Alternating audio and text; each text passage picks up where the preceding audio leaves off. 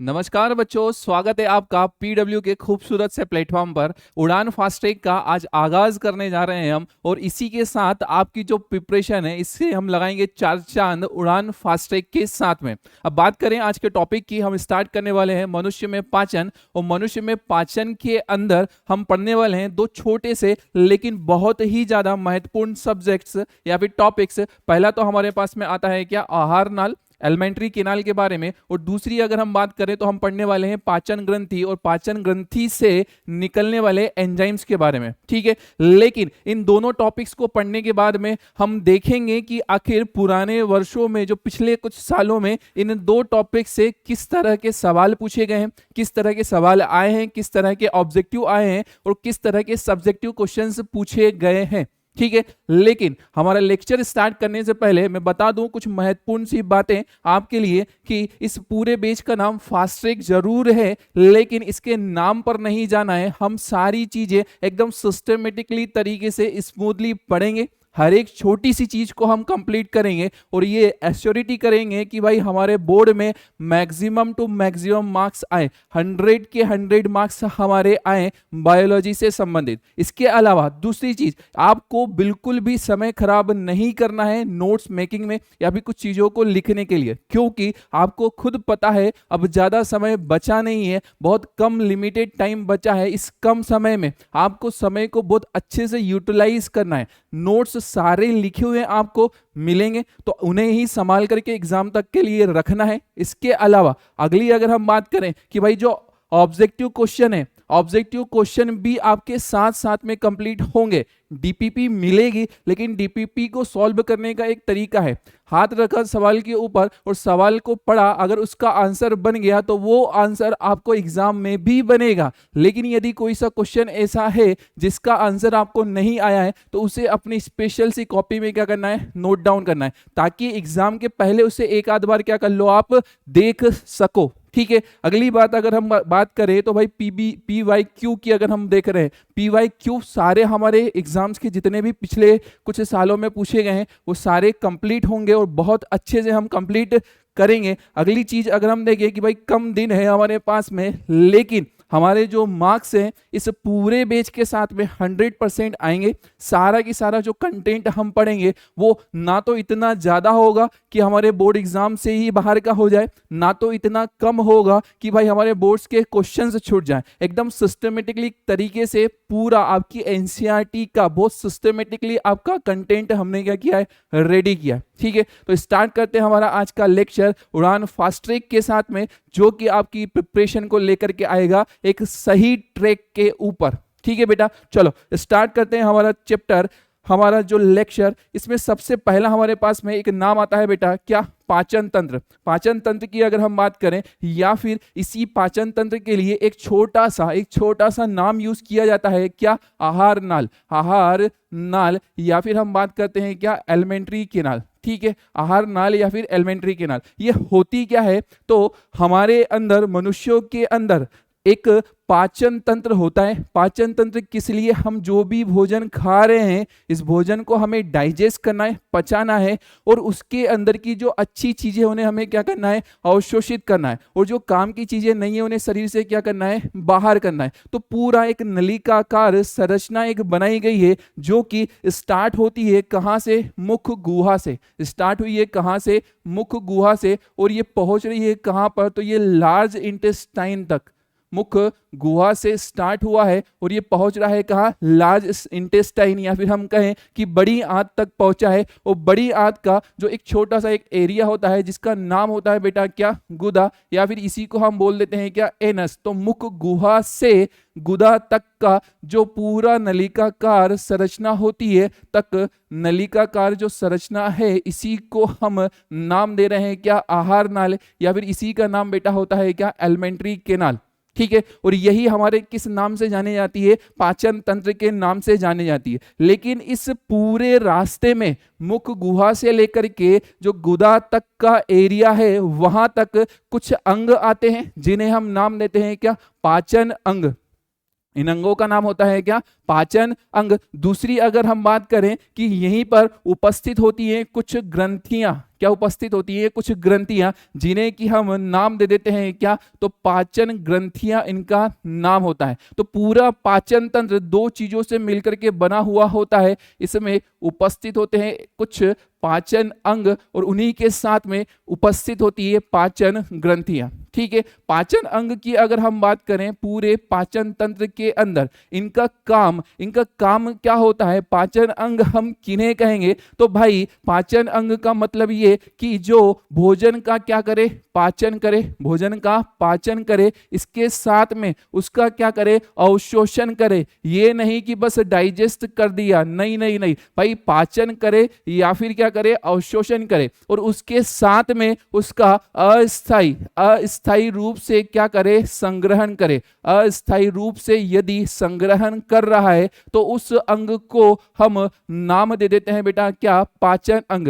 भोजन का पाचन करे, अवशोषण करे या फिर अस्थाई रूप से संग्रहण करे तो उसे हम नाम दे देंगे क्या, पाचन अंग। जैसे कि आपको पता होना चाहिए, आप जब भी खाना खा रहे हो, जो भी खाना खाया है 4 घंटे के लिए वो हमारे स्टमक में, हमारे आमाशय में क्या हुआ, संग्रहित हुआ, लेकिन अस्थायी तौर पर संग्रहित हुआ, थोड़े समय के बाद में वो वहां से चला जाएगा। दूसरी चीज, आमाशय में उसका क्या हुआ है, पाचन हुआ है। तीसरा अगर हम बात करें छोटी आंत, ये क्या करती है, अवशोषण करती है, ये भी पाचन करती है और भोज्य पदार्थ का अवशोषण करती है। तो पाचन अंग का मतलब जो पाचन करे, अवशोषण करे और क्या करे, अस्थायी संग्रहण करे। ठीक है भाई, चलो आगे की अगर हम बात करें कि आखिर कितने कौन कौन से अंग होते हैं हमारे पाचन तंत्र के अंदर, तो बेटा सबसे पहला जो आपके अंदर नाम आया है वो आता है क्या, मुख गुहा। सबसे पहला ही नाम आपके पास में आया है क्या, मुख गुहा। ये जो आपकी बकल कैविटी है, ये आपका जो मुख है, इसका काम होता है कि फूड को, भोजन को चबाना, और चबाने के साथ में ही ये वहां पर डाइजेशन भी क्या कर रहा है, स्टार्ट कर रहा है, पाचन भी शुरू कर रहा है। इसलिए मुख गुहा को हमने नाम दिया क्या, पाचन अंग है। इसके अलावा दूसरी अगर हम बात करें, जैसे ही हमने खाना खाया वो आगे की तरफ जाता है, कहाँ जाएगा, तो आगे की तरफ जाता है वो भोजन पाइप के अंदर, और भोजन पाइप के अंदर जब जाता है तो इस संरचना को, इस पूरी संरचना को, इस पाइप को बेटा हम नाम दे देते हैं किसका, ग्रसिका। ये पूरी की पूरी जो संरचना होती है ये होती है हमारे पास में क्या, ग्रसिका। तो पहला तो हमारे पास में पाचन अंग आया है क्या, मुख गुहा आया है। ठीक है, दूसरी अगर हम बात करें तो हमारे पास में आया है क्या, ग्रसिका। और तीसरे नंबर पर ये पूरी की पूरी जो संरचना है जो कि जे शेप में होती है, इसका नाम बेटा हम रख देते हैं क्या, आमाशय। इसका नाम हो जाता है आमाशय, या फिर इसी को हम नाम दे रहे हैं स्टमक कहा जा रहा है। ठीक है, स्टमक कहा जा रहा है। स्टमक आमाशय के बाद में जो आगे की संरचना है, ऐसी घुमावदार सी जो संरचना आपको दिख रही है, इसका नाम होता है छोटी आंत। इसका नाम हमारे पास में आ गया है क्या, छोटी आंत, या फिर इसी को हम नाम दे देते हैं स्मॉल इंटेस्टाइन। इसका नाम हुआ है स्मॉल इंटेस्टाइन। अब छोटी आंत तो आई है, लेकिन इसी के साथ में एक और संरचना आ जाती है जिसका नाम हो जाता है प्यारे प्यारे बच्चों, बड़ी आंत। उसी का नाम हो जाता है हमारे पास में क्या, बड़ी आंत, इसका नाम होता है आगे वाली संरचना का। लेकिन अगर हम टोटल कुल मिलाकर अगर देखें कि हमारे पास में कितने पाचन अंग आ गए हैं, तो हमारे पास में 5 पाचन अंग आ गए हैं। पहला तो है मुख गुहा, दूसरी अगर हम बात करें तो हमारे पास में आ रहा है क्या, ग्रसिका। इसी को अंग्रेजों ने नाम दिया है इसोफेगस। तीसरे नंबर पर हमारे पास में आ रहा है क्या, आमाशय। और आमाशय के साथ में ही हमारे पास में अगली जो संरचना है उसका नाम है छोटी आंत या फिर स्मॉल इंटेस्टाइन। छोटी आंत या फिर इसी का हमारे पास में नाम हो गया है क्या, स्मॉल इंटेस्टाइन। और अगले नंबर पर है हमारे पास में क्या, बड़ी आंत। ये सारे की सारे जो अंग हैं ये किस तरह के अंग हैं, तो ये पाचन अंग की श्रेणी में आते हैं। किस श्रेणी में आते हैं, पाचन अंग की श्रेणी में आते हैं। ठीक है, दूसरी हम बात कर रहे हैं कि पाचन तंत्र में पाचन अंग तो है, उसके साथ में कौन उपस्थित है, पाचन ग्रंथियां। अब पाचन ग्रंथियां हम किसे कहेंगे, पाचन ग्रंथियां हम किसे कहेंगे, तो ध्यान रखना पाचन ग्रंथियों का मतलब है कि ये बनाएंगे किसको, रसायन को। रसायन का निर्माण करती है,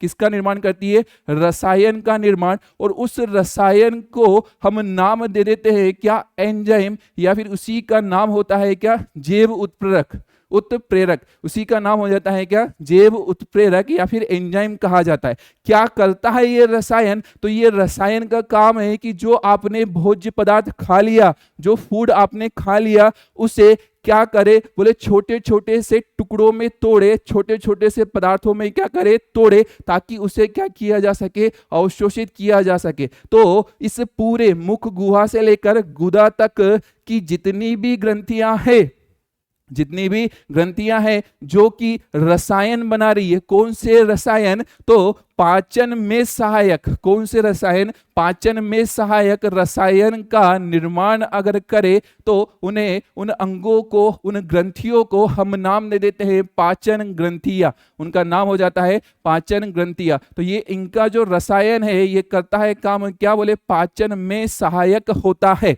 ठीक है, अब कौन कौन सी ग्रंथियां हो सकती है ऐसे, तो बेटा सबसे पहले अगर हम बात करें, जो आपने जो पहली संरचना पढ़ी है मुख गुहा या फिर बकल केविटी, इसी बकल केविटी के अंदर इस टंग के नीचे वाले पोर्शन में, ऊपर के साइड में और पीछे के साइड में, यहाँ पर बोले छोटी छोटी सी ग्रंथियां होती है, छोटी छोटी सी संरचनाएं होती हैं जो रसायन को बना रही है, केमिकल को बना रही है। इन ग्रंथियों को हम मिला करके, इन ग्रंथियों को मिला करके हम नाम दे देते हैं क्या, लार ग्रंथि। नाम हो चुका है लार ग्रंथि। लार का मतलब क्या, बोले सलाइबा, इसीलिए इन ग्रंथि का नाम हुआ क्या, सलाइब्री ग्लैंड। इनका नाम हुआ अंग्रेजों की तरफ से सलाइब्री ग्लैंड। ठीक है, दूसरी बात करें, मुख गुहा के बाद में जो दूसरा हमारे पास में संरचना है उसका नाम होता है ईसोफेगस, फूड पाइप, या फिर इसी को हम बोल रहे हैं ग्रसिका।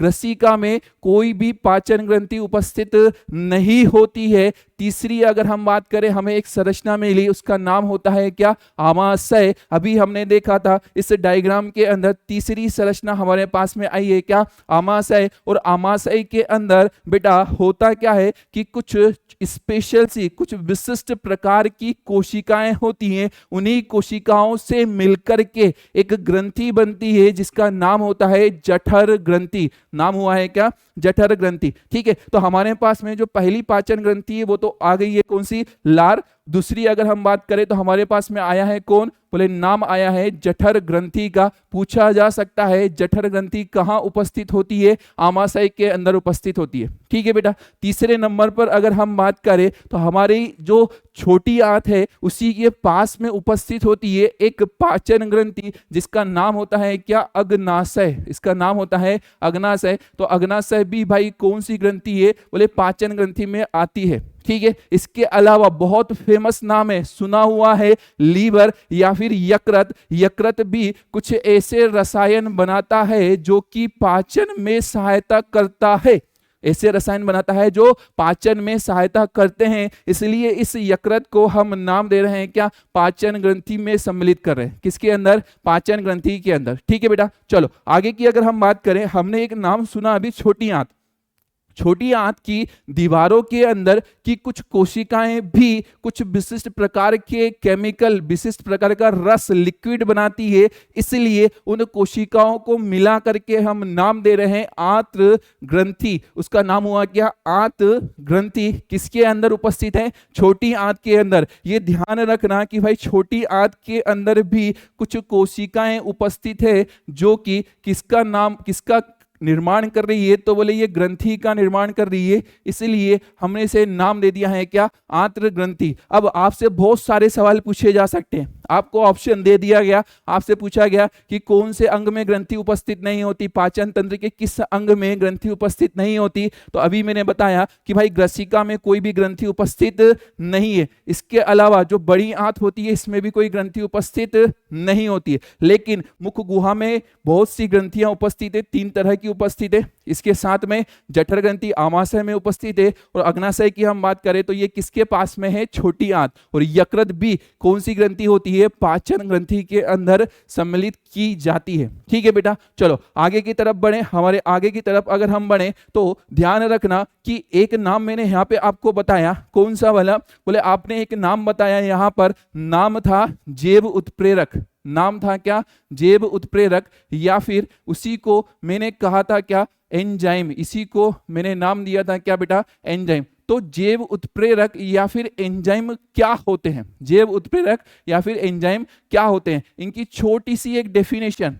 भाई जैव उत्प्रेरक या फिर एंजाइम क्या होते हैं, रसायन होते हैं। क्या होते हैं, रसायन, केमिकल होते हैं जो कि भोजन को तोड़ने का काम करते हैं। भोजन को क्या करते हैं, तोड़ने का काम। होता क्या है बेटा कि आप जो भी फूड खा रहे हो ना, आपने जो भी फूड मटेरियल खाया है ना, भोजन खाया है ना, उस भोजन के अंदर जो भी खाना खाया है उसके अंदर हो सकता है क्या उपस्थित हो, कार्बोहाइड्रेट उपस्थित हो। क्या उपस्थित हो, कार्बोहाइड्रेट उपस्थित हो। और क्या हो सकता है, बोले उस फूड के अंदर और क्या हो सकता है, प्रोटीन हो सकता है। ठीक है, प्रोटीन हो सकता है, या फिर उसके अंदर क्या हो सकता है, बसा, बसा मतलब फेट हो सकता है। ठीक है, या फिर हम कहे भाई क्या हो सकता है, विटामिन, और या फिर विटामिन के अलावा मिनरल्स, या फिर हम बोल रहे हैं भाई खनिज। हिंदी में अगर हम बात करें क्या उपस्थित हो सकते हैं, खनिज हो सकते हैं। ये सारी की सारी चीजें आपके खाने के अंदर, आपके फूड के अंदर होती है, आपके फूड के अंदर होती है।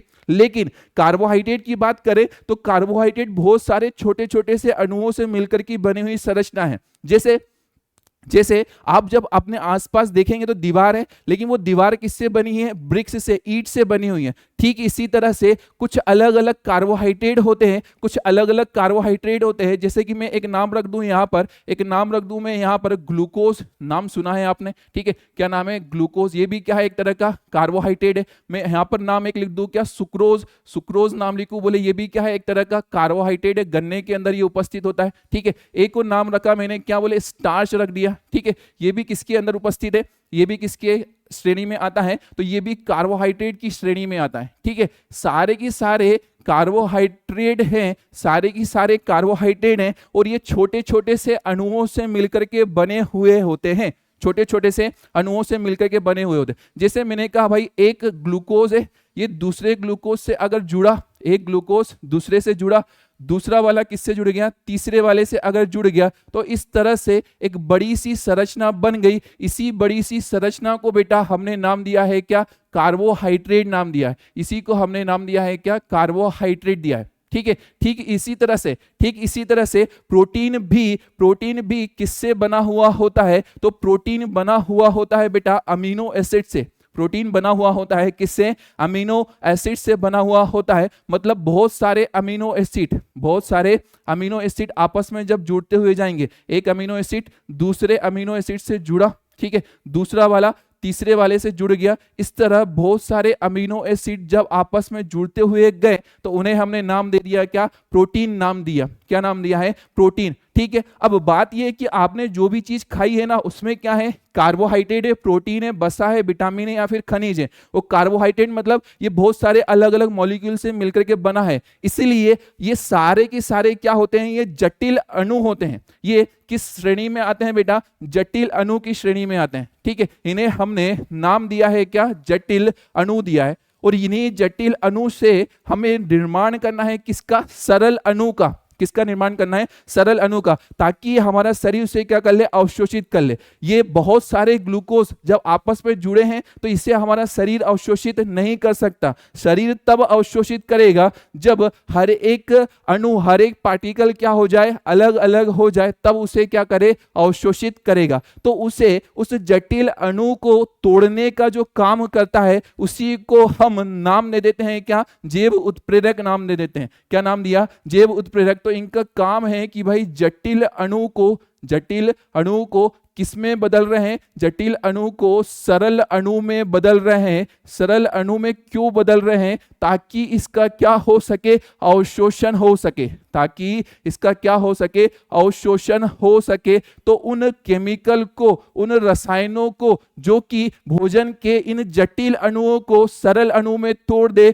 उन्हें हम नाम दे देते हैं क्या, जैव उत्प्रेरक नाम दे देते हैं। उन्हीं का नाम हो जाता है बेटा क्या, जैव उत्प्रेरक। ठीक है, कहानी इतनी समझ में आ रही है, चलो भाई बहुत बढ़िया। अब आगे की तरफ अगर हम बढ़े, सुनना जरा ध्यान से। जैव उत्प्रेरक के ऊपर बहुत से सवाल आते हैं। पहला ही सवाल आया, इसकी परिभाषा, डेफिनेशन, क्या पूछा जाएगा, बोले जैव उत्प्रेरक या फिर एंजाइम किसे कहते हैं, तो सीधा सिंपल सा लिखना है जैव उत्प्रेरक या फिर एंजाइम एक तरह के रसायन होते हैं जो कि भोजन में उपस्थित जटिल अणु को अवशोषण युक्त अवशोषण हो सके इसलिए सरल अणुओं में क्या करते हैं, विघटित करते हैं या फिर तोड़ने का काम करते हैं। उन्हीं रसायनों को हम नाम दे देते हैं किसका, जैव उत्प्रेरक का या फिर एंजाइम का नाम दे देते हैं। ठीक है, चलो बहुत बढ़िया, आगे की तरफ बढ़े, हमारे अगली चीजों के ऊपर अगर हम बढ़े तो भाई मैंने अभी थोड़ी देर पहले बताया कि मुख गुहा से लेकर के जो लास्ट में जो पोर्शन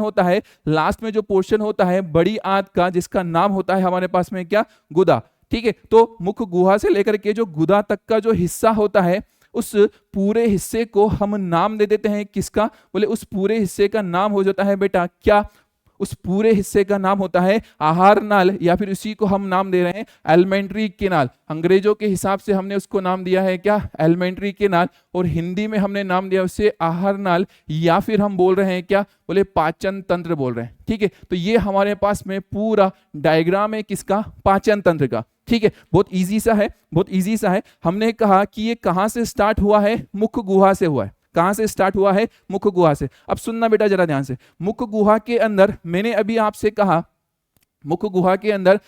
आपसे कहा कि बहुत सारी ग्रंथियां उपस्थित होती हैं जिन्हें कि हम नाम दे रहे हैं क्या बेटा, बोले लार ग्रंथि नाम दे रहे हैं। क्या नाम दिया, लार ग्रंथि नाम दिया। कितनी होती हैं, तो बोले ये 3 होती है, लार ग्रंथि होती है और कितनी होती है, 3 होती है। लेकिन स्पेशल चीज ये है कि आपको ध्यान रखना है कि इसके काम क्या होते हैं, इन लार ग्रंथियों के काम क्या होते हैं। तो ध्यान रखना बेटा कि लार ग्रंथि जो तीनों की तीनों लार ग्रंथि है, उन तीनों के बहुत सिंपल से काम। सबसे पहली चीज तो ये किससे बनाते हैं, तो बोले ये एक एंजाइम बनाते हैं जिसका नाम होता है क्या, बोले सलाइवरी एमाइलेज। नाम होता है उसका क्या, सलाइवरी एमाइलेज, या फिर इसी को हम नाम दे देते हैं बेटा किसका, बोले इसी का नाम हो जाता है टाइलिन। इसका नाम हुआ है टाइलिन का। काम क्या करता है, तो बोले आपने जो खाना खाया है उस खाने के अंदर जो स्टार्च है ना, अभी मैंने बताया था कि कार्बोहाइड्रेट में ही एक टाइप था किसका, स्टार्च। तो उस स्टार्च को डाइजेस्ट करने का काम ये एमाइलेज या फिर टाइलिन करता है। न जाने कितनी बार ये सवाल पूछा गया है, न जाने कितनी बार, 2 से 3 बार तो पूछा ही गया है। तो भाई जो एमाइलेज या फिर टाइलिन है ये किसका पाचन कर रहा है, बोले ये स्टार्च का पाचन कर रहा है। ठीक है, इसका काम हुआ बेटा क्या करना, बोले स्टार्च का पाचन करेगा। ठीक है, ये स्टार्च को डाइजेस्ट करने का काम कर रहा है, ये हमें ध्यान रखना है। ठीक है, चलो भाई आगे की अगर हम बात करें और क्या कर सकता है, पहले यहां पर लिख दूं मैं, स्टार्च का इसने क्या किया है, पाचन किया है। ठीक है, स्टार्च का पाचन कर दिया। ओके, चलो भाई आगे की हम बात करें, बोले और क्या कर सकता है, तो पता चला कि लार ग्रंथि ने एमाइलेज और टाइलिन बनाया, वो स्टार्च का पाचन तो कर रहा है, लेकिन इसी के साथ इसमें एक और चीज उपस्थित होती है, एक और केमिकल उपस्थित होता है, उसका नाम होता है बेटा क्या, लाइसोजाइम। उसका नाम होता है क्या, लाइसोजाइम। ये लाइसोजाइम क्या है, तो बोले ये केमिकल है। और केमिकल इसका काम क्या है, तो बेटा जो आपकी मुख गुहा है ना, जो आपकी बकल कैविटी है ना, ये एटमॉस्फेयर के क्या है, कांटेक्ट में है। हम बोल रहे हैं एयर जा रही है, बहुत सारे बैक्टीरिया जा रहे हैं, तो मुख गुहा में बहुत सारे बैक्टीरिया जाते रहते हैं। इस मुख गुहा को सुरक्षा देने के लिए जो सलाइवरी ग्लैंड है या फिर लार ग्रंथियां है, उन्होंने बनाया है किसे, लाइसोजाइम को। इस लाइसोजाइम का काम है कि जो भी कीटाणु, जो भी बैक्टीरियाज आ रहे हैं, उन कीटाणुओं को मारने का काम जो है वो किसका होता है, हमारे पास में लाइसोजाइम का होता है। ठीक है, कीटाणुओं को मारना ये किसका काम हुआ बेटा, लाइसोजाइम का हुआ। इसके अलावा भी कुछ काम है क्या, हाँ इसके अलावा एक और काम है। जो लार है ना, जो सलाइवा है ना, इसमें मैक्सिमम क्या है, बोले वाटर है। मैक्सिमम क्या है, वाटर है। अब वाटर का फायदा क्या हुआ, तो वाटर का फायदा ये हुआ बेटा कि ये आपकी जो मुख गुहा है, ये जो पूरी मुख गुहा है, उसे क्या करता है, बोले नम बनाए रखता है। क्या करता है, बोले नम बनाए रखता है। क्यों नम बना रहा है, थोड़ा सा मॉइस्ट क्यों कर रहा है, बोले नम इसलिए बनाए रखता है ताकि आप कोई चीज अगर खा रहे हो ना, तो नमी की वजह से उसे निगलना क्या हो जाएगा, आसान हो जाएगा। अंदर के जो ऑर्गन है ना बहुत सॉफ्ट होते हैं, तो आपने कोई भी फूड मटेरियल अगर खाया है तो वो पूरी तरह से दांतों से पिसने के बाद में बहुत सारा उसमें लार मिल जाता है और एकदम वो घोला बन जाता है बोलस, ताकि उसे निगलने में क्या हो जाए, आसान हो जाए। तो ये हमारे पास में सारी की सारी बातें हुई हैं, किसकी,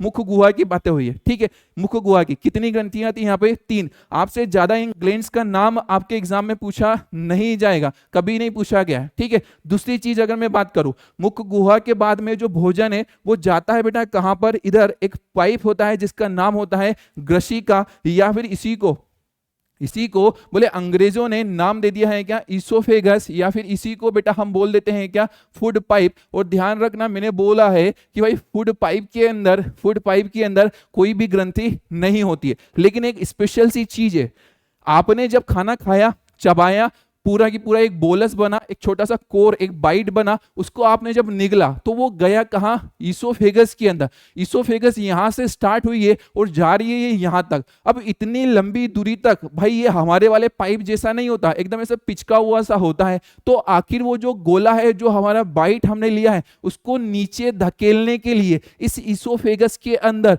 थोड़ी थोड़ी सी क्या होती है, मूवमेंट होती है। ऐसे मूवमेंट होती है, मूवमेंट की वजह से वो फूड कहां खिसकने लगता है, नीचे की साइड में खिसकने लगता है। अब उस मूवमेंट को, उस गति को बेटा, उस गति को हम नाम दे देते हैं क्या, क्रमानुकुंचन। नाम हो गया है क्या हमारे पास में, क्रमानुकुंचन गति। ठीक है, तो ये क्रमानुकुंचन जो गति है वो किसके अंदर पाई जा रही है, किसके अंदर है, ग्रशिका के अंदर है। ठीक है, मुख गुहा के अंदर नहीं है। आगे की बात करें तो अभी मैंने आपको कहा कि ग्रशिका के बाद वाला ये जो पूरा स्ट्रक्चर है, जो जे शेप में हमें दिख रहा है, इसका नाम होता है आमाशय। और आमाशय में 3 कोशिकाएं होती है। आमाशय के अंदर 3 विशिष्ट कोशिकाएं होती है। इन 3 विशिष्ट कोशिका को ही हम मिला करके बेटा नाम दे देते हैं क्या, जठर ग्रंथि का। ठीक है, इन 3 विशिष्ट कोशिकाओं को ही मिला करके हम नाम दे रहे हैं किसका, जठर ग्रंथि का नाम दे रहे हैं। कौन कौन सी 3 कोशिकाएं हैं, तो बोले 3 इसमें मुख्य रूप से जो कोशिका है, पहली का नाम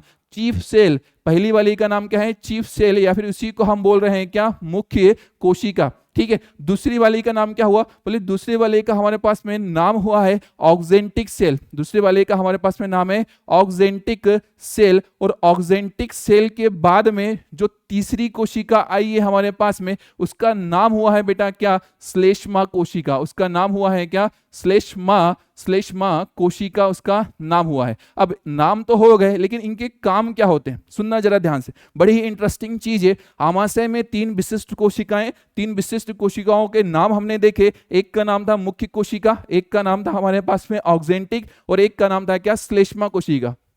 ठीक है, अब इन श्लेष्मा कोशिका इनका नाम था। इन्हीं विशिष्ट कोशिकाओं को मिला करके हमने नाम दिया है क्या, जठर ग्रंथि नाम दिया है। इन्हीं को मिला करके हमने नाम दे दिया है क्या, बोले जठर ग्रंथि, या फिर इन्हीं को हम बोल देते हैं गैस्ट्रिक ग्लैंड बोल दिया जाता है। ठीक है, अब सुनना जरा ध्यान से, जो आपकी मुख्य कोशिका है, जो चीफ सेल होती है, इसका काम होता है एक एंजाइम को बनाना, प्रोटीन डाइजेस्टिव, प्रोटीन पाचक एंजाइम। उसका नाम होता है क्या, पेप्सिनोजन। नाम हुआ है हमारे पास में बेटा क्या, पेप्सिनोजन। ठीक है, पेप्सिनोजन का निर्माण करना। अब बात यह है कि इस चीफ सेल ने पेप्सिनोजन को बना दिया।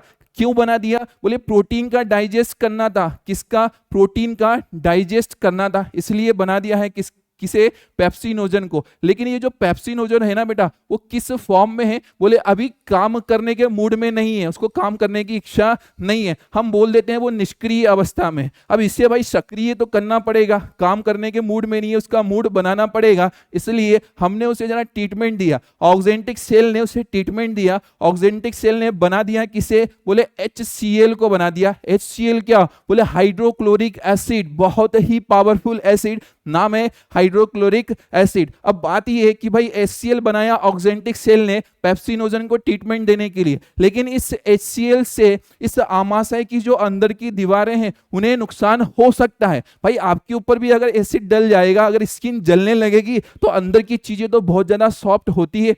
इसलिए आमाशय ने अपने आप को बचाने के लिए जो श्लेष्मा कोशिका है उससे बोला कि बेटा एक काम कर, बोले किसको बना, बोले म्यूकस को बना, म्यूकस को बना या फिर श्लेष्मा को बना। ठीक है, म्यूकस या फिर किसे बना, बोले श्लेष्मा को बना। बोले ये क्या चीज होती है, आपने एलोवेरा देखा होगा, आपने एलोवेरा देखा होगा, तोड़ते हैं तो एकदम पूरा ऐसा लिक्विड सा चिपचिपा सा निकलता है, ठीक है। या फिर आपने हाथों में ऑयल लगाया, ऑयल को ले जाकर के अपने हाथ को ले जाकर के क्या कर दिया, नल के नीचे रखा, पानी आपके हाथ पर गिरेगा लेकिन स्किन से टच नहीं होगा। ठीक इसी तरह का पदार्थ होता है क्या, म्यूकस। म्यूकस इस पूरे आमाशय की दीवार पे जमा हो जाएगा, ताकि यदि HCl इन दीवारों के पास जाए भी तो HCl और दीवारों में कोई कांटेक्ट ना हो पाए और उसे नुकसान ना हो पाए। तो खुद को बचाने के लिए इसने क्या बना दिया, श्लेष्मा कोशिका से म्यूकस को बना दिया। ठीक है भाई, अब आगे की बात करें। हमने कहा कि HCl ने क्या काम किया था, HCl वाले जो भैया हैं हमारे, उन्होंने क्या काम किया था, तो HCl ने पेप्सिनोजन को, HCl ने जो पेप्सिनोजन है इसे चेंज कर दिया बेटा किसके अंदर, बोले पेप्सिन के अंदर। पेप्सिनोजन कौन सा फॉर्म था, बोले ये इनएक्टिव फॉर्म था, उसे कन्वर्ट कर दिया है किसके अंदर, पेप्सिन में। और जो पेप्सिन है इसका काम है किसे डाइजेस्ट करना, बोले प्रोटीन को डाइजेस्ट करना। किसे डाइजेस्ट करना, तो बोले प्रोटीन डाइजेस्ट करेगा कौन, पेप्सिन करेगा। ठीक है, प्रोटीन का पाचन ये इसका काम हो गया। ठीक है बेटा, चलो भाई बहुत बढ़िया। अब आगे की बात सुनना जरा ध्यान से, आगे की बात जरा ध्यान से सुनना। HCl का बहुत बार सवाल पूछा गया है, HCl का बहुत बार सवाल पूछा गया है कि भाई HCl क्या काम करता है। तो पहली चीज मैं बताऊं कि HCl ने क्या करा, तो इनएक्टिव जो पेप्सिनोजन था इसे चेंज कर दिया है किसमें, एक्टिव पेप्सिन में चेंज कर दिया है, पहला काम। दूसरा काम इस HCl का क्या होता है, आपने जो भी खाना खाया है, जो भी फूड खाया है, उसमें बाई चांस हो सकता है कुछ बैक्टीरिया होता है ना भाई, फूड रखा हुआ है, मक्खी वगैरह बैठी, तो हो सकता है कुछ बैक्टीरिया चला गया हो। तो उन बैक्टीरिया को मारने का जो काम है ना, वो कौन कर देता है, HCl।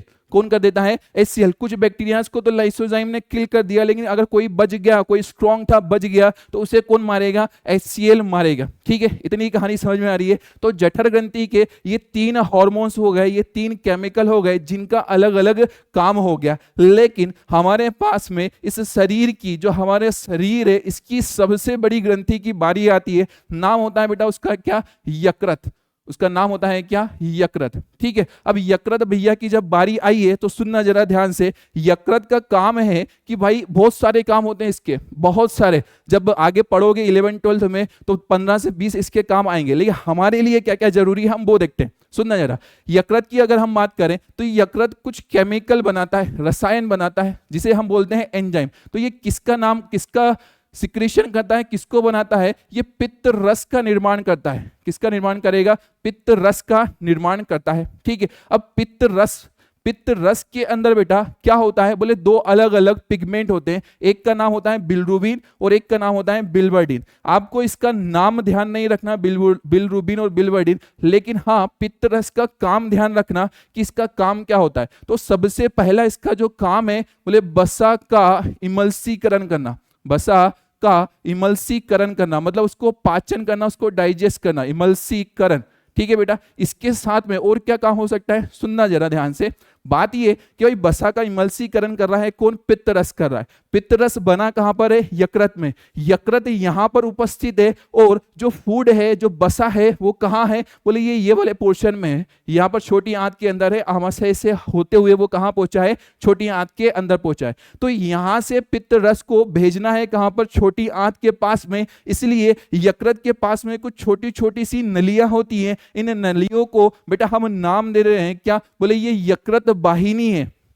ये क्या है, यकृत वाहिनी है, या फिर इन्हीं को हम इंग्लिश में अंग्रेजों ने नाम दिया है हिपैटिक डक्ट नाम दिया है। सुनना, होता क्या है कि यकृत तो भाई कंटिन्यूअसली बनाता रहता है पित्त रस को, उसे नहीं पता कि फूड कब आया कब नहीं आया, क्योंकि फूड का जो रास्ता है वो अलग है। तो यकृत कंटिन्यूअसली बनाता है किसे, पित्त रस को। और ये पित्त रस एक स्टोर रूम होता है, एक स्टोर रूम है, स्टोर रूम में जाकर के क्या हो जाता है, रखा रहता है, जमा रहता है। कहां पर, बोले इस यकृत से निकले इन पाइप से आगे एक स्टोर रूम होता है, उसका नाम होता है बेटा क्या, पित्ताशय नाम होता है। और इस पित्ताशय का काम हुआ किसे संग्रहित करना, इसका काम हुआ पित्त रस को संग्रहित करना, पित्त रस का संग्रहण, ये काम है हमारे पास में पित्ताशय का। ठीक है, पित्त रस का ये क्या कर रहा है, संग्रहण कर रहा है। ठीक है, अब आगे की बात सुनना, ये तो हो गई बात अच्छी वाली। सुनना जरा, बोले फूड खाया हमने, मुख गुहा में दांतों ने उससे अच्छी तरह से पीसा, उसमें बन गया, मिला दिया क्या बोले सलाइबा,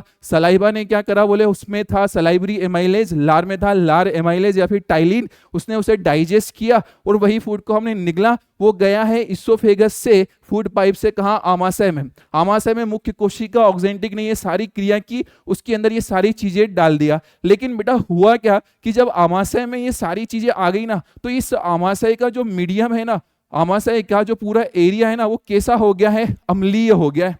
कैसा हो गया, अम्लीय हो गया। और किसकी वजह से, HCl की वजह से। अब 4-5 घंटे यहाँ पर फूड रहता है, यहाँ से जाता है वो कहाँ बोले छोटी आंत के अंदर, और छोटी आंत के अंदर जब ये फूड जाता है तो वहां पर एक छोटी सी ग्लैंड होती है जिसका नाम है हमारे पास में क्या बोले अग्नाशय, ठीक है, अग्नाशय। ये जो पूरा हिस्सा है वो किसका है बोले अग्नाशय। अग्नाशय भी कुछ एंजाइम्स बनाती हैं और वो एंजाइम्स को डाल देती है कहाँ बोले छोटी आंत के अंदर, ताकि फूड का क्या हो, डाइजेशन हो। लेकिन अग्नाशय के एंजाइम बड़े ही नखरीले हैं भाई, वो बोलते हैं कि हम अम्लीय माध्यम में काम नहीं करेंगे, अम्लीय माध्यम में काम नहीं करेंगे, बोले मीडियम कैसा बनाओ, बोले क्षारीय बनाओ, ठीक है। अब जब फूड यहां से स्मॉल इंटेस्टाइन में छोटी आंत में आ रहा है तो अग्नाशय के जो हार्मोन्स हैं, एंजाइम्स हैं, वो नखरे करने लगे कि भाई अम्लीय में हम काम नहीं करेंगे, हमें कैसा मीडियम चाहिए, तो बोले क्षारीय मीडियम चाहिए। कैसा चाहिए, क्षारीय मीडियम। अब इस क्षारीय मीडियम को बनाने का काम, अम्लीय को क्षारीय बनाने का काम कौन करता है, पित्त रस करता है,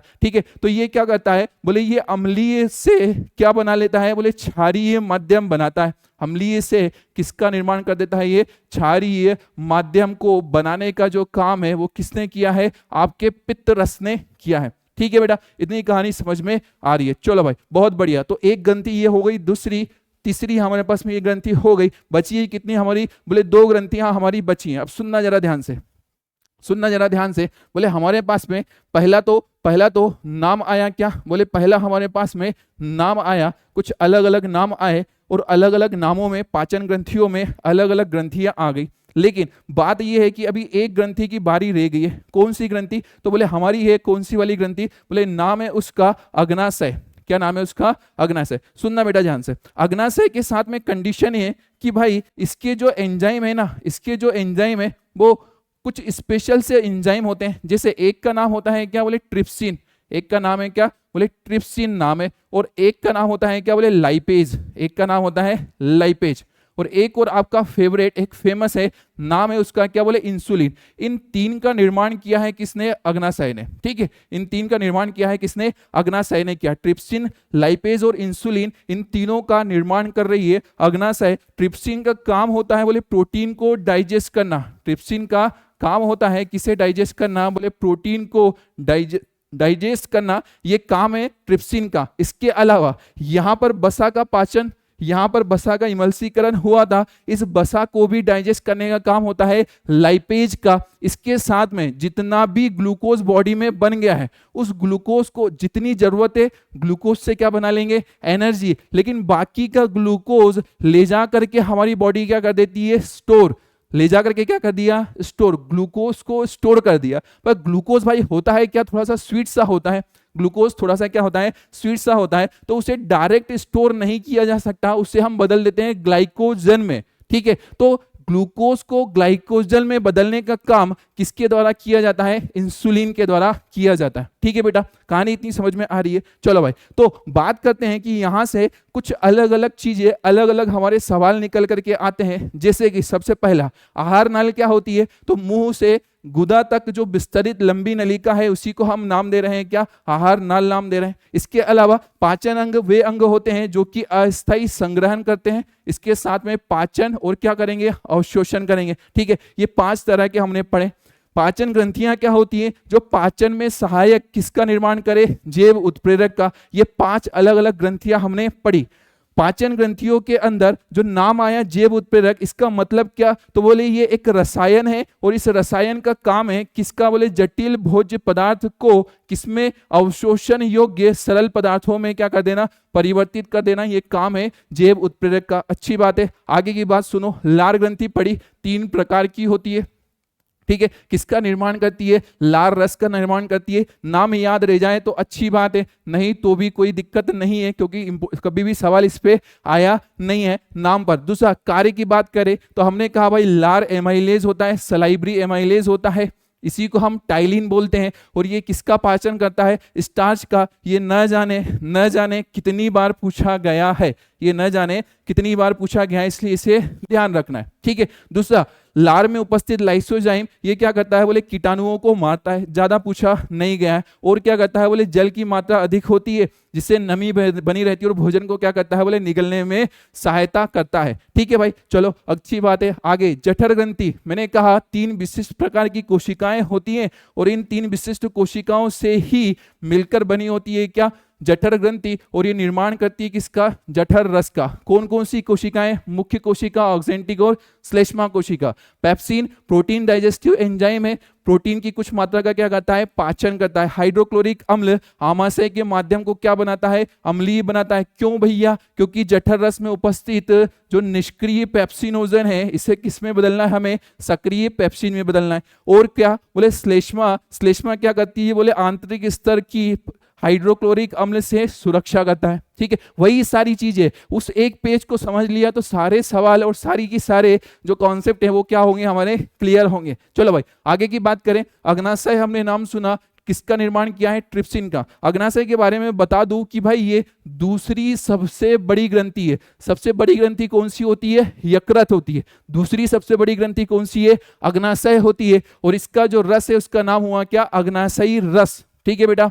कार्य की बात करें तो ट्रिप्सिन हमने कहा किसका डाइजेशन करता है? प्रोटीन का डाइजेशन करता है। और कौन है? बोले लाइपेज किसका? बोले बसा का क्या करेगा? पाचन। इसके अलावा कौन होता है? बोले इंसुलिन होता है। इंसुलिन किससे? बोले ग्लूकोज की मात्रा को नियंत्रित करता है। किसे करता है? तो बोले ये जो ग्लूकोज है C6H12O6, इसे बदल देता है किसके अंदर? ग्लाइकोजन में। जब जरूरत नहीं है ग्लूकोज की तो उसे बदल दिया किसके अंदर? ग्लाइकोजन के अंदर। ठीक है बेटा। चलो, अब एक छोटी सी ग्लैंड रह गई, नाम है हमारे पास में, नाम है अगली जो है, नाम है उसका क्या? यकृत। भाई सबसे बड़ी ग्रंथि है, ये हमें पता है, और ये पित्त रस का निर्माण कर रही है। ठीक है, जो कहाँ संग्रहित होता है? पित्ताशय में संग्रहित होता है। बसा को इमल्सीकृत करती है और ये आमाशय से आने वाले जो भोजन है उसको अम्लीय को क्या करती है? माध्यम को क्षारीय करती है। बहुत इंपॉर्टेंट पॉइंट है, इसे ध्यान रखना है। ठीक है, तो ये हमारे पास में 4 अलग अलग ग्लैंड्स थी, लेकिन एक रह गई। कौन सी वाली? बोले स्मॉल इंटेस्टाइन के अंदर भी कुछ कोशिकाएं होती है जो विशिष्ट प्रकार के क्या बना लेती है? जैव उत्प्रेरक या फिर एंजाइम्स बना लेती है। इनका काम क्या होता है बेटा? तो इनका काम होता है कि कार्बोहाइड्रेट को किसमें? बोले कार्बोहाइड्रेट को ग्लूकोज में, प्रोटीन को किसमें? अमीनो अम्ल में, और जो बसा है उसे किसमें? बसीय अम्ल और ग्लिसरॉल में परिवर्तित करने का काम होता है किसका? इस आंत की ग्रंथि का। कहां पर उपस्थित होती है? तो बोले क्षुद्रांत, मतलब छोटी आंत की भित्ति में कुछ कोशिकाओं से बनी होती है आंत्र ग्रंथि, और यही किसका निर्माण करती है? आंत्र रस का। ठीक है, कहानी इतनी समझ में आ रही है? चलो, अब अभी इतना सा टॉपिक पढ़ा है, लेकिन देखना इसमें सवाल कितने सारे बने हैं, कितने सारे सवाल बने, देखना जरा। बोले पहला ही सवाल आपके लिए है, पूछा गया है यूपी बोर्ड 2022 के अंदर, लार में कौन सा एंजाइम पाया जाता है? ये पूछा गया। बोला हमें तो पता है, हमने अभी पढ़ा है। क्या पेप्सिन होता है क्या? नहीं, ये तो आमाशय में होता है। जठर ग्रंथि ने बनाया। ट्रिप्सिन किसने बनाया? अग्नाशय ने। लाइपेज भी किसने? अग्नाशय ने। क्या आएगा आंसर? एमाइलेज आएगा। कहां पर होता है? लार में होता है। अगला सवाल देखो, पूछा गया है, पेपर उठा करके देख लेना, सेम टू सेम सवाल ये पूछा गया। ठीक है, देखना अगला सवाल है, पूछा गया है कि भाई भोजन के पाचन में निम्नलिखित में से किस रस की भूमिका होती है? ठीक है, पित्त रस की भूमिका होती है क्या? हमने पढ़ा है पित्त रस लीवर ने बनाया और पाचन में काम करता है। आंत्र रस भी भाई पाचन में काम करता है, अग्नाशयी रस भी करता है, और फोर्थ ऑप्शन है इनमें से सभी, तो हमने लगा दिया इनमें से सभी। 2023 में पूछा गया है। अगला सवाल हमारे लिए कि भाई ट्रिप्सिन नामक एंजाइम पाया जाता है। ट्रिप्सिन कहाँ होता है? कहाँ होता है ट्रिप्सिन? अभी पढ़ा था मेरे भाई, कहां पर होता है? बोले अग्नाशय के अंदर होता है ट्रिप्सिन। पित्त रस में होता है क्या? नहीं, आंत्र रस में होता है क्या? ना ना। और जठर रस में भी नहीं, इसलिए आंसर आया है क्या? अग्नाशयी रस के अंदर। पूछा गया कब? बोले 2023 के अंदर। ठीक है बेटा, चलो अगला सवाल पूछा गया बिहार बोर्ड 2023 में ही कि निम्नलिखित में से कौन वसा के पाचन में सहायक है? वसा का डाइजेशन कौन करता है? अच्छा, इतना भारी सवाल भाई। टाइलिन, अरे ये तो स्टार्च का डाइजेशन करता है। माल्टेज, ना ना। लैक्टेज, नहीं नहीं। लाइपेज, यस, यही क्या करता है? बोले डाइजेशन करता है। किसका? बोले वसा का। वसा का डाइजेशन कौन बनाता है? कौन बनाता है? अग्नाशय बनाता है। किसे? बोले लाइपेज को बनाता है। ठीक है भाई, तो बिहार बोर्ड 2023 में ये पूछा गया है। अगला अगर हम बात करें, मनुष्य की आहार नाल का कौन सा भाग किसी एंजाइम को स्रावित नहीं करता है? किसी एंजाइम को स्रावित नहीं करता है। तो भाई हमें पता है कि मुख तो करता है, आमाशय भी करता है। ग्रास नली या फिर ग्रसिका की अगर हम बात करें, इसोफेगस, बोले ये नहीं करती, इसलिए हमारे पास में आंसर आ गया है बी वाला। ठीक है बेटा, अगला सवाल आपके लिए पूछा है सब्जेक्टिव में कि भाई मनुष्य में पाए जाने वाले पाचक एंजाइमों के कार्य लिखिए। 4 मार्क्स में पूछा गया था। कब? 2023 में पूछा गया था। अच्छी बात है, कुछ नई बात नहीं है, जो पढ़ के आए हैं वही सारी चीजें हमारे आंसर में है। मनुष्य में पाए जाने वाले पाचक एंजाइम के कार्य निम्न है। ट्रिप्सिन मैंने वहीं पर जो लिखाया था वही है कि भाई प्रोटीन पाचक एंजाइम है जो आमाशय में से आए हुए प्रोटीन के तत्वों को क्या करता है? पाचन। अग्नाशयी रस में उपस्थित लाइपेज इमल्सीकृत वसा का क्या करता है? पाचन करता है। अग्नाशयी रस में उपस्थित इंसुलिन रक्त में ग्लूकोज की मात्रा को क्या करता है? नियंत्रित। वही सारी चीजें जो पहले पढ़ी है वही हमें 4 मार्क्स क्या कर रही है? बोले पका करके हमें दे रही है। ठीक है बेटा, चलो अगला सवाल आपके लिए पूछा गया क्या? मानव में पाचन तंत्र का नामांकित चित्र। भाई 3 मार्क्स में ये क्वेश्चन आया था और आप ही देख लो कि कितनी बार आया था। ठीक है, कितनी बार आया था। वही सेम डायग्राम हमें बनाना है जो कि अभी हमने पढ़ा है। अगली बात करें, हमारे से पूछा गया है कि लार में कौन सा एंजाइम पाया जाता है और यह किसका पाचन करता है? 2 मार्क्स का क्वेश्चन। 2 मार्क्स का क्वेश्चन। आंसर की अगर हम बात करें तो लार में लार एमाइलेज या फिर टाइलिन होता है, भोजन में उपस्थित स्टार्च का पाचन करता है। कुछ नई बात है क्या? कोई नई बात है क्या? कुछ नई बात नहीं है। चलो भाई, चलो आगे की तरफ देखें। अगला सवाल क्या पूछा गया? भोजन के पाचन में लार की क्या भूमिका है? वही 2 मार्क्स में पूछा गया, बस थोड़ा सा लाइन फेरी है। देखना, भोजन के पाचन में लार की महत्वपूर्ण भूमिका है, क्योंकि लार में वही लाइन को मैंने यहीं से स्टार्ट कर दिया भाई, वही पुराना सवाल, वही सारी की सारी चीजें यहीं से हमें लिखना है। क्योंकि लार में लार एमाइलेज टाइलिन पाया जाता है जो कि क्या करता है? भोजन में उपस्थित स्टार्च का पाचन करता है और भोजन को गीला कर देता है ताकि निगलने में सहायता हो सके। ठीक है, अगली बात करें। अगला सवाल पूछा गया कि यकृत के कार्य लिखिए। अभी पढ़ा हमने, यकृत किसे बनाता है? पित्तरस का निर्माण, जो वसा का क्या करता है? इमल्सीकृत करता है। और यकृत के द्वारा निर्मित पाचक रस छोटी आंत में पहुंचकर आमाशय से आने वाले अम्लीय भोज्य पदार्थ को क्या कर देता है बेटा? क्षारीय माध्यम। किसके लिए? किसके कहने पर? अग्नाशयी रस के कहने पर। और क्या करता है? तो बोले ये विटामिन के संग्रहण का भी कार्य करता है। मैंने कहा था यकृत के लगभग 10 से 15 काम होते हैं। हमारे लिए 2-4 ही इंपॉर्टेंट है। 2 मार्क्स में पूछा गया था 2021 के अंदर। ठीक है बेटा, चलो और कुछ पूछा गया है क्या? तो बोले हाँ, अग्नाशय के द्वारा स्रावित होने वाले विभिन्न विक्रो, विक्रो मतलब क्या? वही एंजाइम की बात कर रहा है, एंजाइम के कार्य बताना है।